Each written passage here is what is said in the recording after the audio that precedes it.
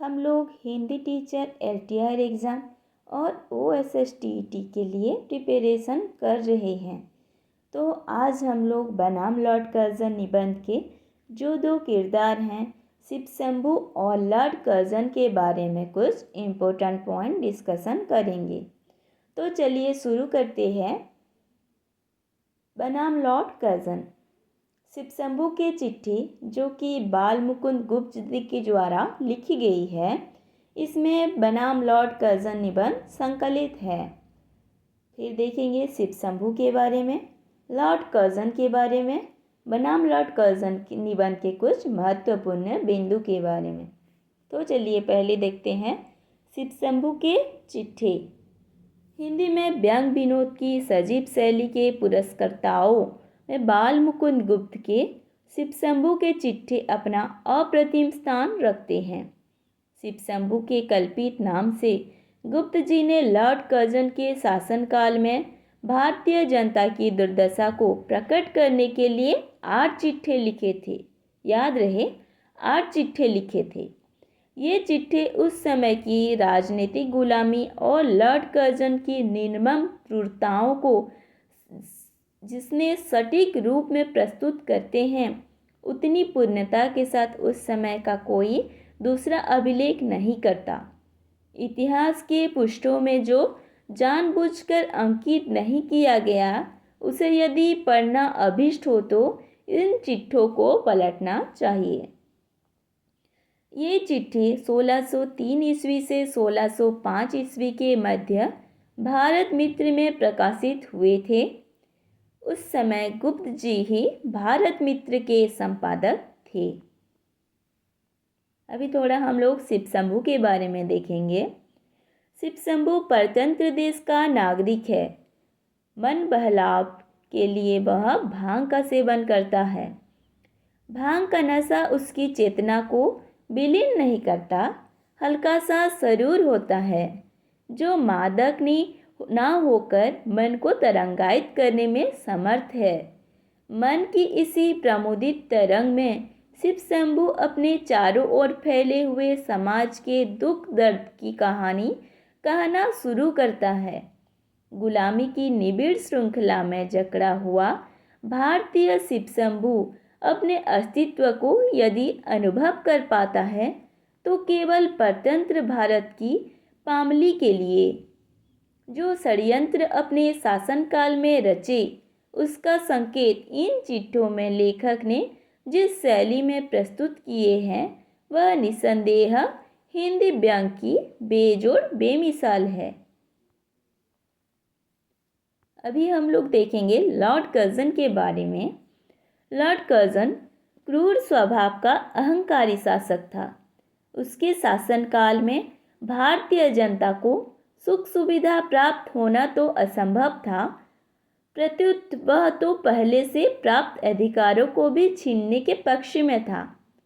फलतः उसने civil service में भारतीयों के प्रवेश का निषेध किया, उच्च स्तरीय शिक्षा के मार्ग में रोड़े खड़े किए, बंगाल को विभाजित कर देश में फूट के बीज बोए, कर वसूली के काले कानून बनाकर जनता को दुख दैन्य के पास में कसकर तड़पाया और निर्धन प्रजा का शोषण कर अपने अहं की तुष्टि के लिए दरबार रचाया तथा विक्टोरिया मेमोरियल हॉल बनाया। शिव शंभू शर्मा ने लॉर्ड कर्जन की इस भड़कबाजी और नुमाइशी प्रवृत्ति में केवल तुम तराक भरे कामों को देखकर यह उचित समझा कि उन्हें बताया जाए कि वायसराय होकर भी आप भारतीय प्रजा से बहुत दूर हैं। उनके हित से आपका लगाव न होने से आप माइलर्ड होने पर भी इस देश के माए बाप नहीं बने। इस गुलाम मुल्क की गूंगी प्रजा आपके सामने अपने दुख दर्द नहीं कहती, किंतु वह आपको हिकार और अवमानना की नज़र से देखती है। कौन साहस करे आपसे कुछ कहने का? इसीलिए शिव शंभू को यह दायित्व वहन करना पड़ रहा है।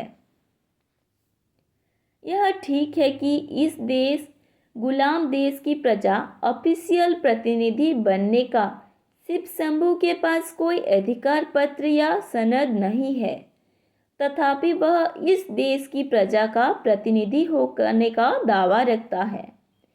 क्योंकि उसने इस भूमि में जन्म लिया है, उसका शरीर भारत की मिट्टी से बना है और उसी मिट्टी में अपने शरीर की मिट्टी को एक दिन मिला देने का इरादा रखता है। बचपन में इसी देश की धूल में लौटकर बड़ा हुआ, इसी भूमि के अन्न जल के उसकी प्राण रक्षा होती है। शिव शंभू को कोई नहीं जानता, जो जानते हैं वे संसार में एकदम अनजान हैं। उन्हें कोई जानकर भी जानना नहीं चाहता। जानने की चीज़ शिव शंभू के पास कुछ भी नहीं है।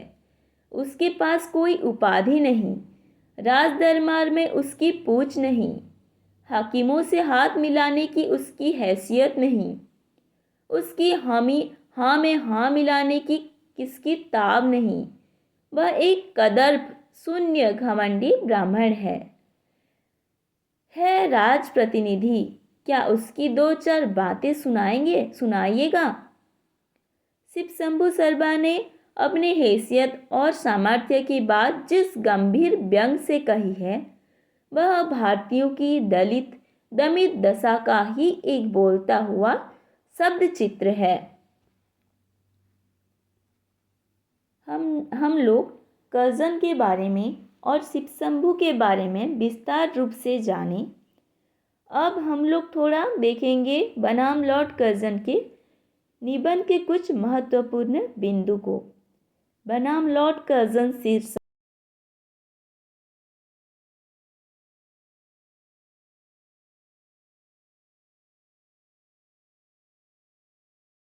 हुए, वह आपका मौरूसी नहीं, नरी नाव संयोग की भांति है। आपके हाथ में कुछ दिन और कुछ करने की शक्ति है।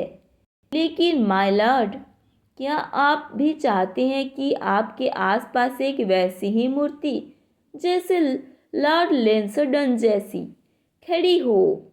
यदि आपको मूर्तियां ही स्थापित करनी है तो आइए आपको मूर्तियां दिखाएं।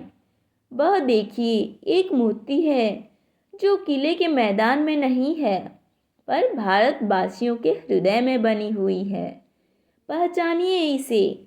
इस वीर पुरुष ने मैदान की मूर्ति से इस देश के करोड़ों गरीबों के हृदय में मूर्ति बनाना अच्छा समझा। यह लॉर्ड रिपन की मूर्ति है। और देखिए, एक स्मृति मंदिर, यह आपके और सैकड़ों गुना अधिक कीमती है। यह